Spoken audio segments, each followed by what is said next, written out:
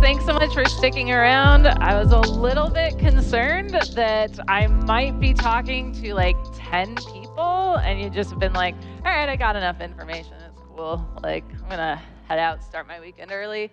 So thank you for not making this awkward for me.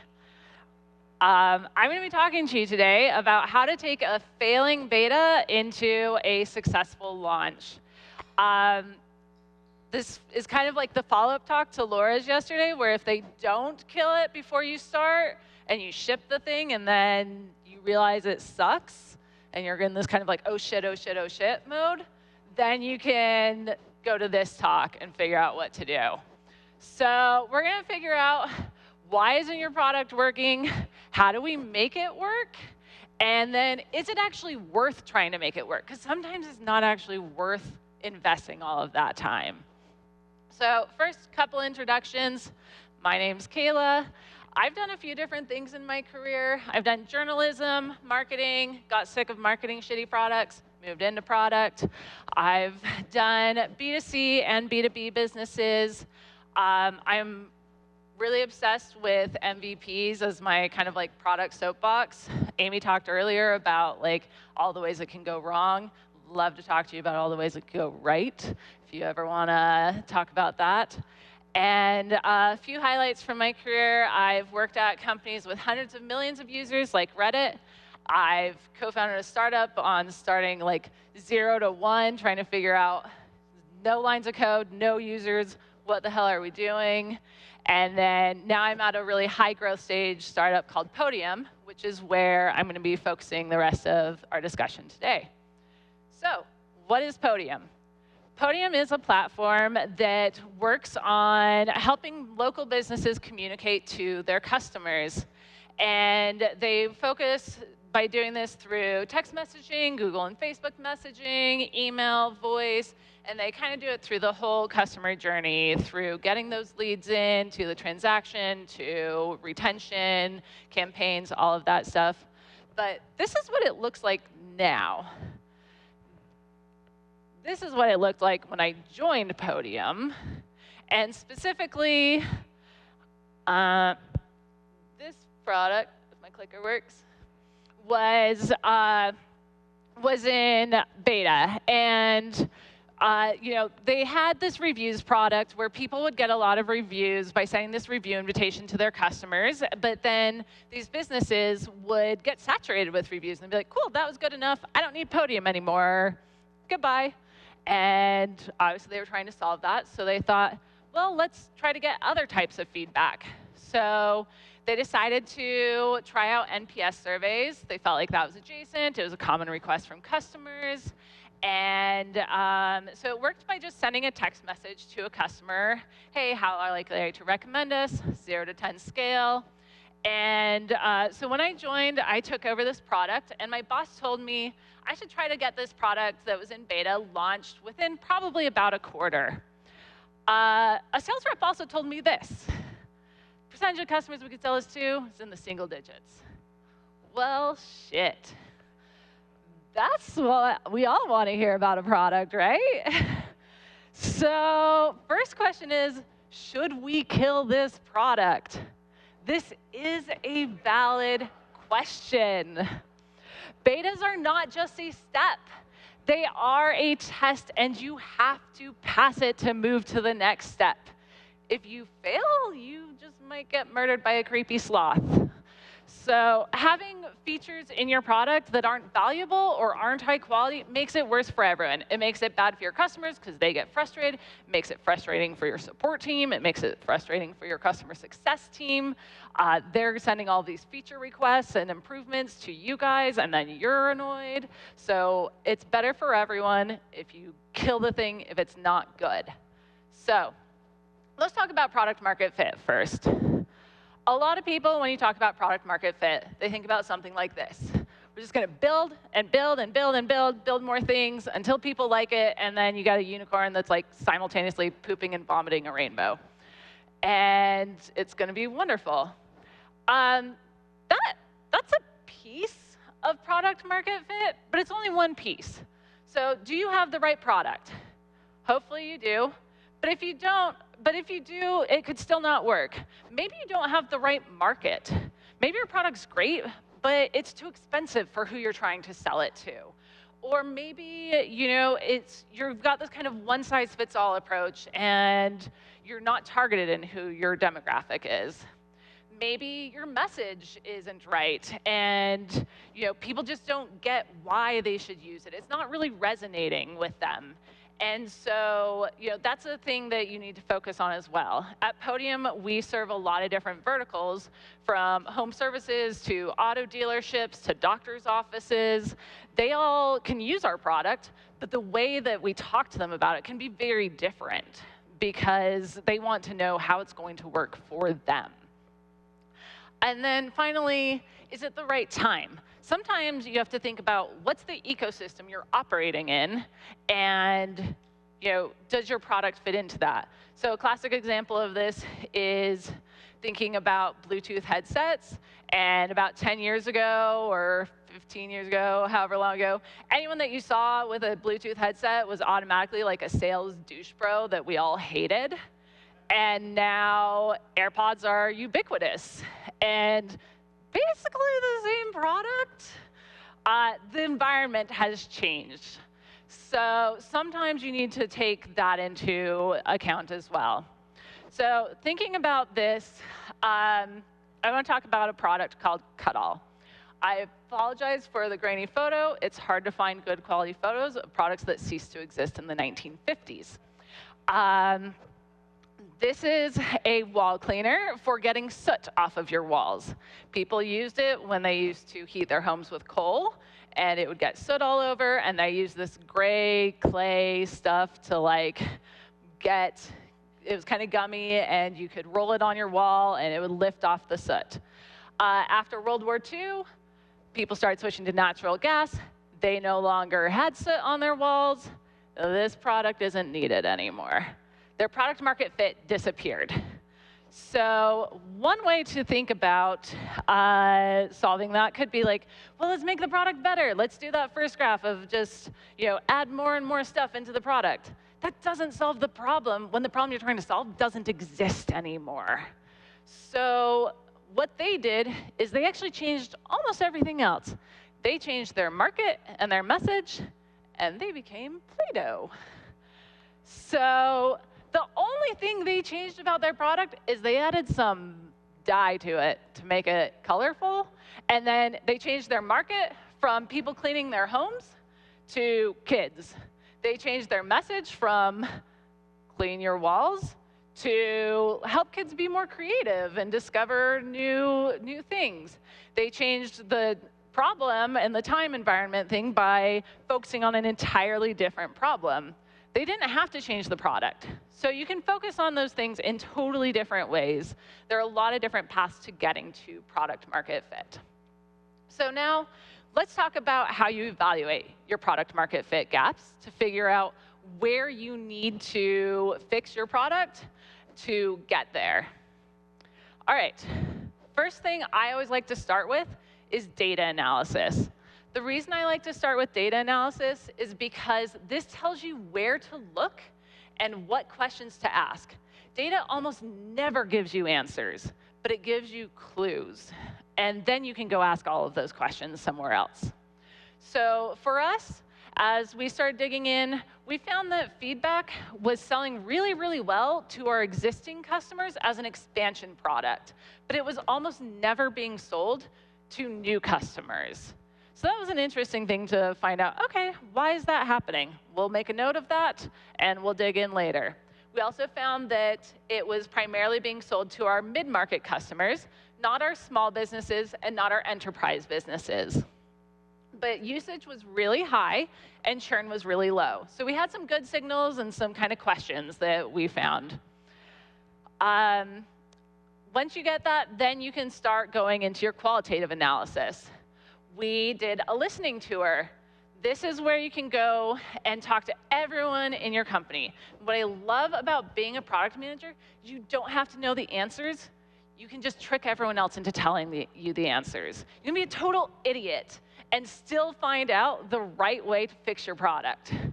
So you want to get a holistic 360 evaluation of your product by talking to customer success, sales, support, marketing, partnerships, strategy, whatever other departments you have that interact with your product, as well as, of course, your actual product team, and then any other product teams that there are. Finding out, how they perceive it. And I'm not going to expect you to read all of this. If you join the Slack channel for this talk, I'm going to drop a template for this and a couple other things in there. You can also ask the questions. But you're going to be trying to find out, what do people think is the goal of the product? Who is it for? How well is it accomplishing those things? What's working? What's not? And see how much those answers even match up. So one of the things we found is that people were primarily selling this in our company as purely an NPS product.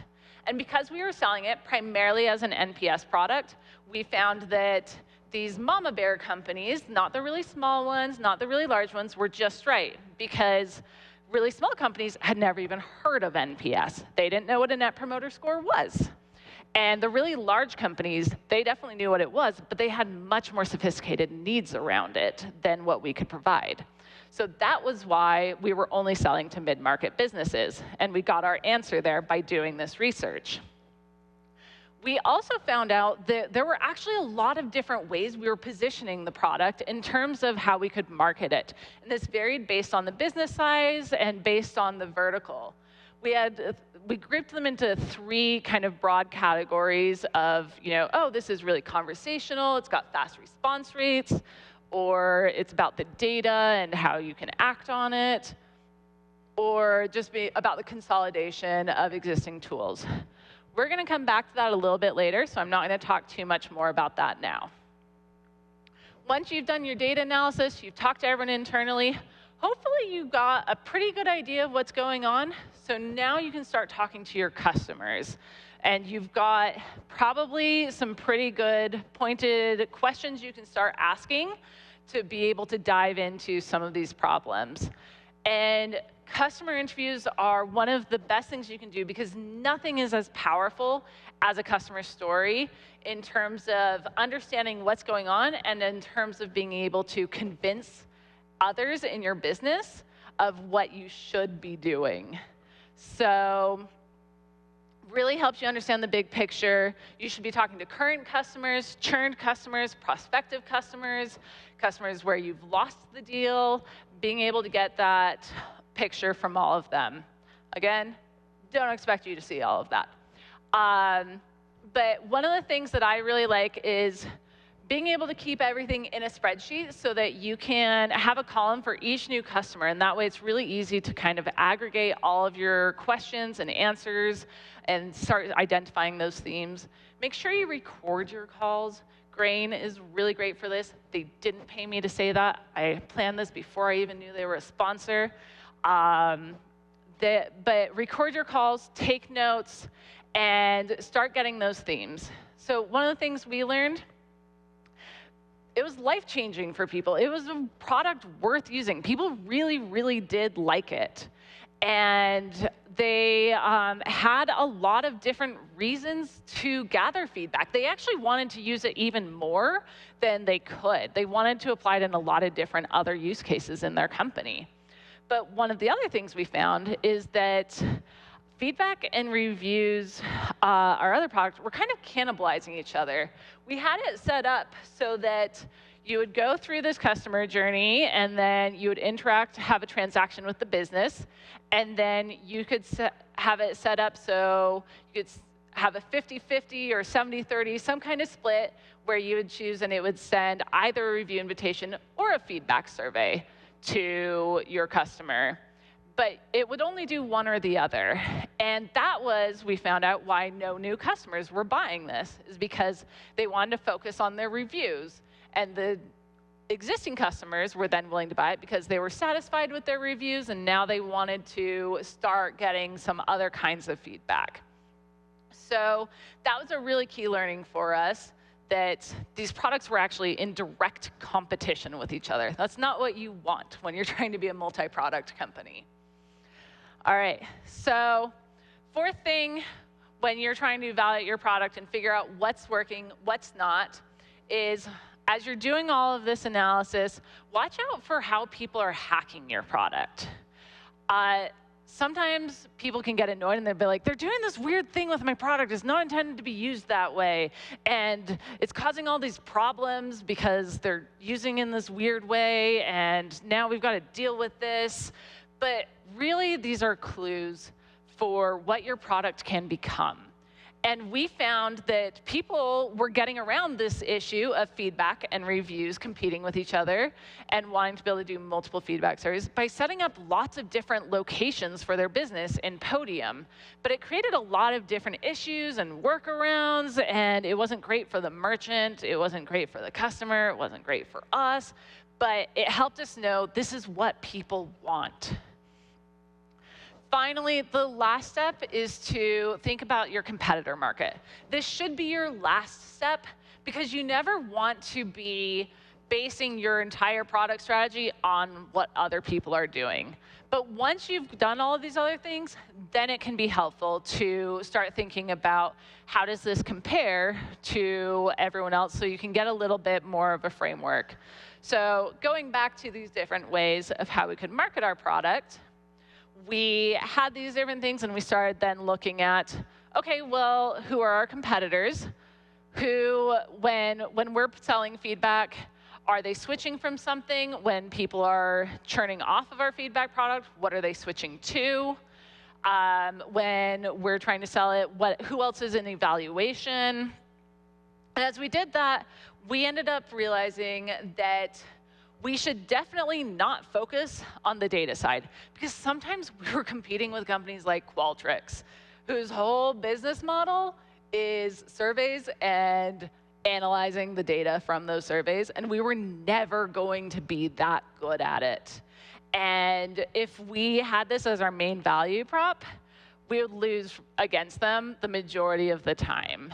And we could probably spend a year and a half trying to get better at it, and we'd still probably lose against them some of the time. But this conversational fast response rate side of, hey, it's over text message, they talk back and forth, all of this, was something that was really unique. That was one of the reasons people were switching to us, and it was something that our competitors couldn't do as well. And so we knew that, you know, if we were up against a Qualtrics or something like that, yes, we're not as good at those things, but here's what we do that's special. And so that was a way that we could then use our competitor market to narrow down on what was working, what wasn't, where we could focus. So you've done all of this analysis. Now you need to decide if trying to get to product market fit is actually possible, and is it worth it? Do you want to actually spend all of that time? So let's think about how feedback, after we did all of that, stacks up. We felt like the product was actually pretty good. Usage was high, churn was low, people really liked it. The gap was actually a little bit more about the platform around feedback, that our reviews product and our feedback product were competing with each other. That was a limitation kind of about Podium as a whole. Our market seemed to work well. We had people in all of our verticals using it. We had people in all different business sizes using it. They were primarily in that mid-market area, but overall seemed good. But our message was really, really limiting us. By calling it an NPS product, we cut out anyone who didn't know what NPS was, or anyone who wanted a really sophisticated NPS product. So we knew that there were some areas that we needed to focus on. All right. So now our decision criteria. When you're trying to figure out what does it make sense to build, or should we kill this product, the things I try to think about are, how does this align with our product strategy? What alternative solutions are there for this feature? And then just the classic product prioritization model of RICE, reach, impact, confidence, effort. So this is kind of a very simplified version of what we did with feedback, but a couple things we looked at was, for our strategy, we cared about Podium being a focus on conversations. It needed to be very interactive, very messaging based, and anything that wasn't really in that conversation, we wanted to move to a third-party app and have those alternate experiences there. So as we evaluated this, feedback was entirely in that conversation. Check. And there wasn't a good third-party app to solve this in the way that we were trying to. So made sense there. Then we thought about the work. The amount of work to get done, there was a decent amount, but luckily, actually, it had already been started on. So that made it a little bit less. And the reason it had already been started on is that this work already aligned with a lot of the other strategic initiatives for Podium. We knew that we wanted to make this possible because over time, if you remember that first slide, it's now made it possible that not just review invitations and feedback reminders being sent, or feedback surveys being sent at different times, but also appointment reminders and promotional text and payment links and all of these other products that we've added over time can also be sent at different points in the customer journey.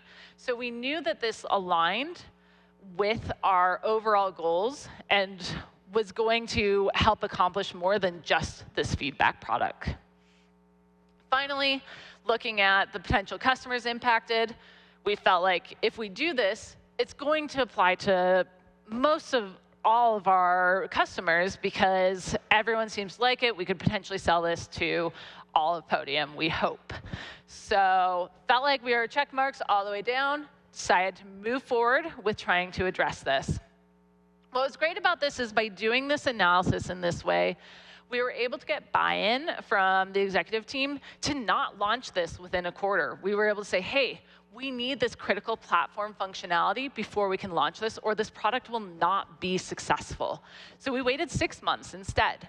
And we pivoted our messaging as well. We were able to remove the word NPS almost entirely, have it be more verticalized, talk about using these feedback surveys at all different touch points based on what made sense, and then show how this could apply, narrowing in on that customized, conversational side of checking in the moment. And as we did that, we got this response from sales instead. Every single one of my customers would get value from this. So the entire company, as we rebranded and trained on this, got excited about this, and our sales took off. They actually took off so much that we ran into some new problems because we hadn't really explored the small business market very much, and suddenly we were selling a lot there, and that introduced some new problems and considerations that we hadn't really thought of before. So being able to analyze that all through really, really helped us take this product from something that was failing to figuring out what the problem was to figuring out what the right solution was. That framework also helped us later when we had a different beta product and we were trying to figure out if we should have that one carry forward or not. And we were able to do that same kind of analysis with an e-signatures product that we built at the beginning of COVID. And we were able to say, hey, you know what, actually, this one isn't that conversational. It's mostly just going out through a link. And because it's mostly just going out through a link, and we're already partnering with, I think it was HelloSign at the time, this could really just be a third-party application. There's no reason that we need to build this specifically and house all of this functionality. This can be solved in other ways. So it failed those first 2 checks. The amount of work to get done, even the customers who loved the product the most, had this laundry list that was going to take us about a year to get it to a point where they said, this will be where I think this is a satisfactory product. So it was a lot of work. And that work was only going to help the e-signatures product. It wasn't going to accomplish anything for any of our other products. And even if we did all of that, not all of Podium's customer base was even going to be interested in an e-signatures product because not all of them had that use case. So that was one where we ended up saying, nope, we're killing it. We deprecated the product. We migrated everyone off of it. We deleted all of the code. And it feels so great when you do that. You should all do it. So, summing up, when you are trying to figure out what's going on with your product, if it's not working, first you need to think about what does product market fit look like for my product? What is my product? What's the market? What's the message? What's the time or the ecosystem that I'm working in? Then you're going to try to evaluate your product through data analysis, listening to her internally, job to be done interviews with your customers, figuring out what product hacks are going on, looking at your competitors, and then use all of that to be able to come together and figure out how it aligns, how those gaps and what needs to be done aligns with your product strategy, what alternative solutions there might be, and what your prioritization looks like on RISE. So thanks, guys. Let's connect.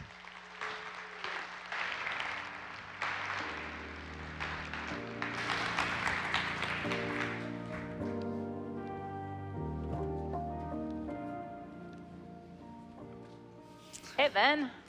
Hey, Kaela. How's it going? Good. How are you? That was loud. Okay, we got a couple questions for you here. How do you help your company drop features that aren't helping you achieve market fit? Yeah, I think that you have to be able to do that rigorous analysis to be able to show them, one, that it doesn't have product market fit, and then two, that what it will take to get to product market fit. And if you can do those two things through that analysis, then usually it becomes a pretty easy decision because nobody wants to waste a bunch of time. Like, that's nobody's goal in a business. And so when you can make those trade-offs really clear of it's going to cost us this much money and this many months and developer time and whatever, and then still only this many people are going to like it and buy it, usually most executives are going to be like, oh yeah, that's stupid. Like, let's not do that. They're capable of making those trade-offs. That's their job. So you just have to do the analysis. Awesome. How do you solve the problem of how did you solve the problem of reviews feature and the feedback feature competing against each other? Yeah, so for us, we changed the way that our platform worked, where instead of them operating where we only had the ability to send one event triggered automatically, we revamped our automations entirely and made it so that we could send lots of different events triggered off of lots of different types of data feeds. And by doing that, we were able to say, if this data comes in, send a review invitation, but if this event comes in, send a feedback survey or an appointment reminder or whatever. So it was work to build out that entire new platform, but it kind of laid the foundation for all of our products to come. The other thing that we did is we ended up building the ability to send feedback surveys manually, which hadn't actually existed before, and that was one of those things that came up as we started moving into the small business area, where a lot of them weren't able to send things automatically because they didn't have a CRM that could integrate with Podium, and they just wanted to do stuff manually, and then that eliminated that problem entirely as well. Excellent. Well, thank you, Kaela. Let's give her another round of applause. Okay. Thanks, guys.